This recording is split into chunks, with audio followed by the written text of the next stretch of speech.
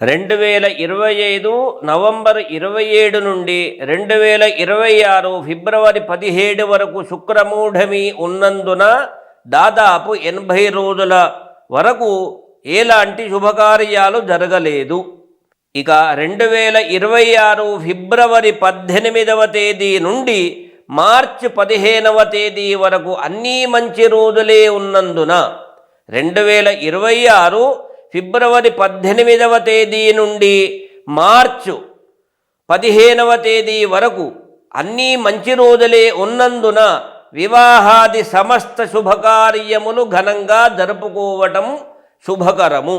వివాహాది సమస్త శుభకార్యాలు జరుపుకోవటానికి రాష్ట్ర వ్యాప్తంగా ఉమ్మడి జిల్లా నగర వ్యాప్తంగా ఏర్పాట్లు చేస్తూ ఉన్నారు.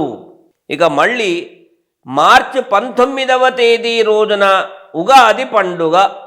2026 మార్చి 19వ తేదీ గురువారం రోజున ఉగాది పండుగ పర్వదినము.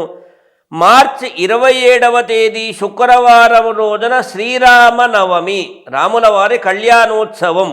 ఆ రోజు నుండి మార్చి 27వ తేదీ శుక్రవారం శ్రీరామనవమి నుండి మే 13వ తేదీ వరకు మళ్ళీ అన్నీ మంచి రోజులే ఉన్నందున వివాహాది సమస్త శుభకార్యములు జరుపుకోవచ్చును. ఇక మార్చి 17వ తేదీ నుండి జూన్ 15వ తేదీ వరకు అధిక జ్యేష్ఠ మాసము వస్తుంది.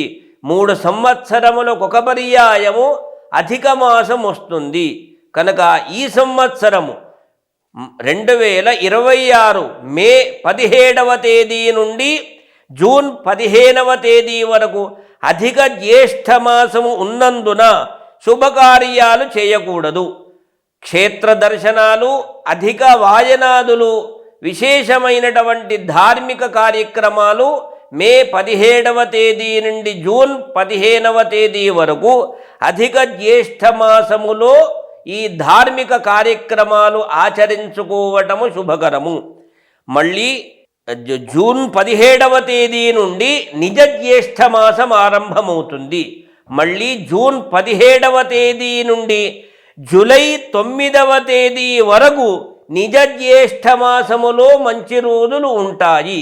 2026 జూన్ 17వ తేదీ నుండి జూలై 9వ తేదీ వరకు నిజ జ్యేష్ఠ మాసములో మంచి రోజులు ఉంటాయి ఉన్నందున సమస్త శుభకార్యాలు జరుపుకోవటము శుభకరము.